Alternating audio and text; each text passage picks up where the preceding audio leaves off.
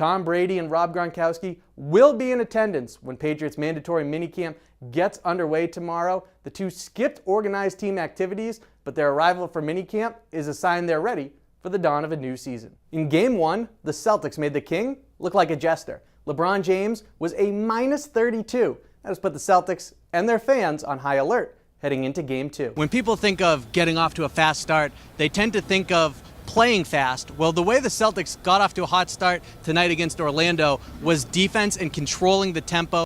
Tonight, Gil Santos, the voice of the New England Patriots for more than 3 decades, passed away. Since 1966, Santos' warm, baritone voice was on the call for 743 Patriots games, including the franchise's first 3 Super Bowl wins. True to form, the Patriots let value have the most influence on who they selected in the first round of the NFL draft. They didn't trade up for a quarterback, they passed on Lamar Jackson twice, and they didn't get more athletic at linebacker. But that doesn't mean you shouldn't be excited about their 2 first-round picks. With starting quarterback Anthony Brown lost for the rest of the season due to a leg injury, it's up to senior Darius Wade to lead the Eagles into the postseason. We'll see if he can take his first opportunity and knock it out of the park. After being bounced from the playoffs in 5 games by the Tampa Bay Lightning, will the Bruins part with some of their promising prospects to evolve into a cup contender? Here's what the Black and Gold's GM Don Sweeney had to say about that at the team's year-end press conference. With the 27th pick in tonight's NBA draft, the Celtics selected Robert Williams from Texas A&M. On one hand, you have draft experts like Jonathan Givony of ESPN saying Williams could end up being, quote, the steal of the draft. But there's a reason the former 2-time SEC Defensive Player of the Year fell to the Celtics at 27.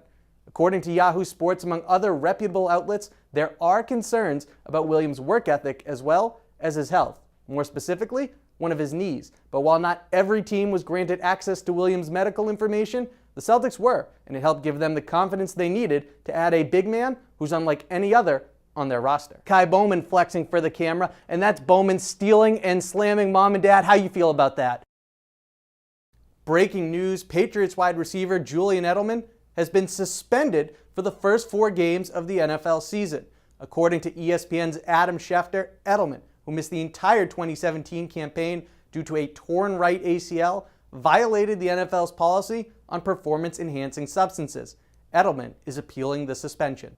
Bottom of the 3rd, Red Sox down 1, 2 outs, and the base is loaded for Xander Bogaerts, who blasts the ball to Lansdowne Street, a grand slam to put Boston on top 6-3. Patriots' mandatory minicamp got underway today, and after skipping organized team activities, Tom Brady and Rob Gronkowski were in the house. Brady, to the surprise of no one, looked sharp, completing 21 of 25 passes, while Gronk, he was his usual jovial self, and after splitting 2 defenders for a 55-yard touchdown, one of his teammates echoed the sentiment of Patriots fans everywhere, yelling out to him, "Welcome back." Without senior linebacker Connor Strahan manning the middle, the Eagles gave up a school record 515 yards on the ground, many of which came in the form of chunk plays that ultimately spelled doom for BC.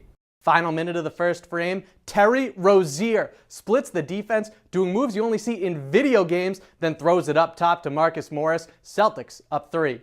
According to Pierre LeBrun of The Athletic, the Boston Bruins are one of 6 teams in the running for NHL star and free agent center John Tavares. The 27-year-old has spent his entire 9-year career as the face of the New York Islanders, but after missing the playoffs the last 2 seasons, Tavares is considering taking his talents elsewhere.